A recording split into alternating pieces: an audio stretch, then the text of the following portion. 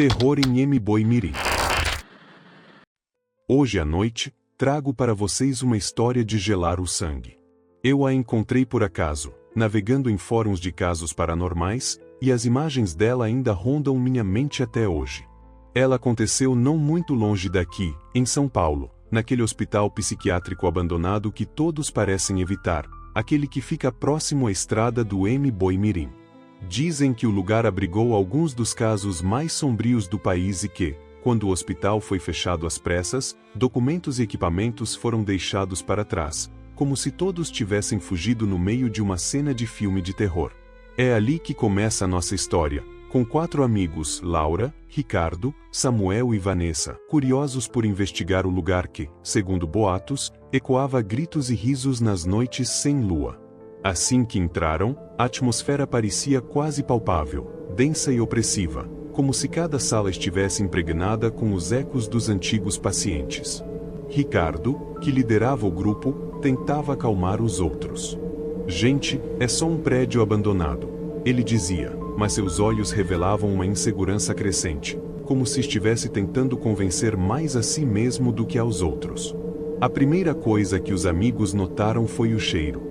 Uma mistura de mofo, química e algo que não conseguiam identificar, mas que causava náuseas.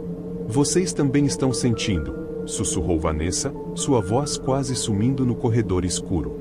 Vocês podem imaginar o que eles sentiram ao ouvir uma resposta?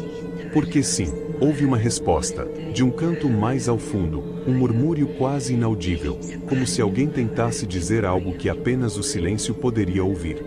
À medida que avançavam, a tensão aumentava. Samuel começou a sentir a pele arrepiar, como se uma corrente elétrica estivesse percorrendo cada fio de cabelo.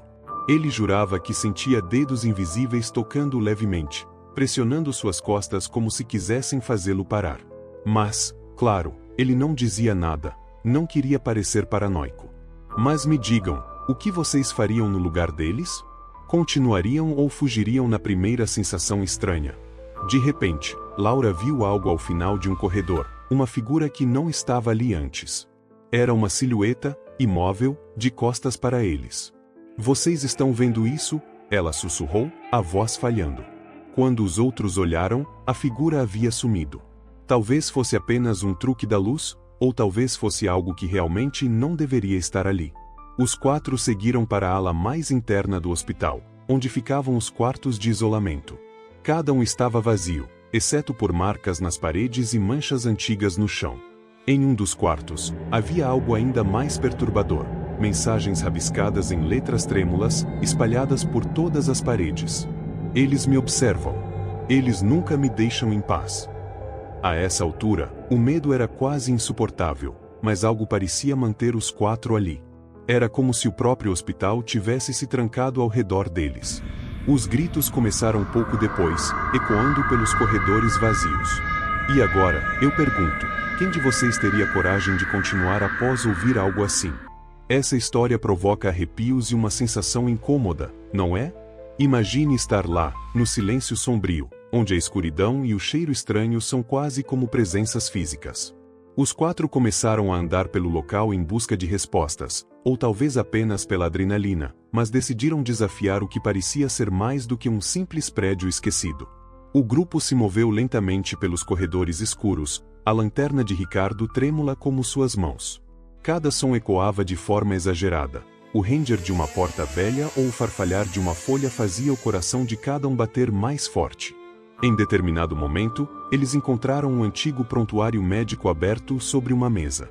As anotações descreviam um paciente em tratamento por alucinações e surtos de violência incontrolável. Em letras miúdas, quase rabiscadas, havia uma observação feita por alguém: ele vê o que não existe.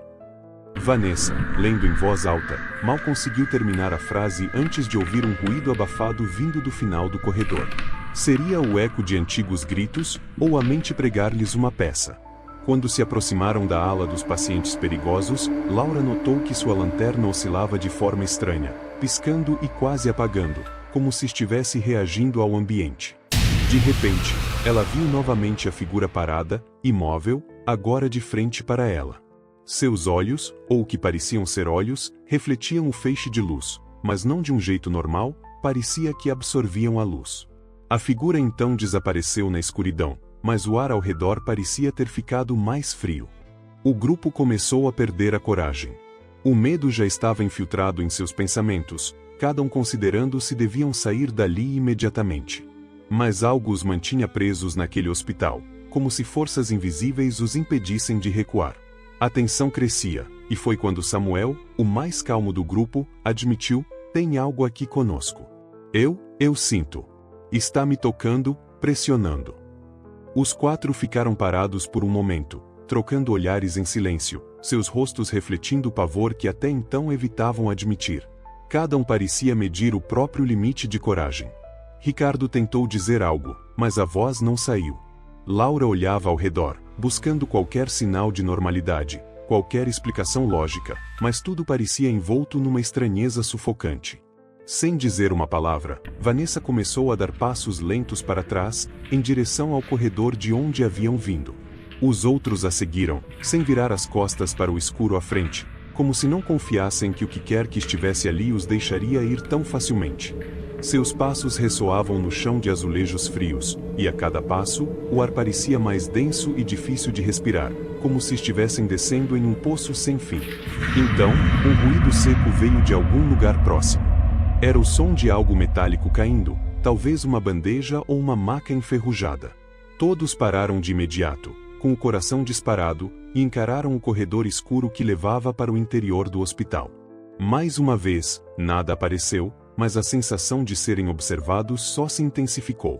Ricardo pegou o celular, com mãos trêmulas, tentou ligar para alguém, mas o aparelho estava sem sinal, mesmo em uma área que normalmente não apresentava problema.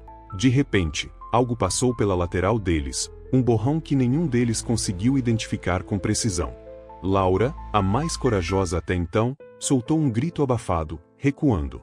Vanessa segurou sua mão instintivamente, buscando algum tipo de apoio.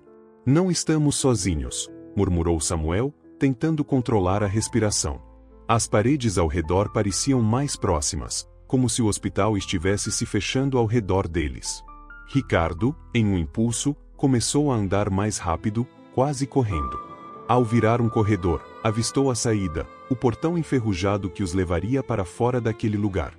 A esperança renasceu por um breve momento, mas ele percebeu que os outros haviam parado, petrificados, ao ouvir algo ainda mais assustador, um riso baixo e arrastado, que soava como se viesse de todas as direções.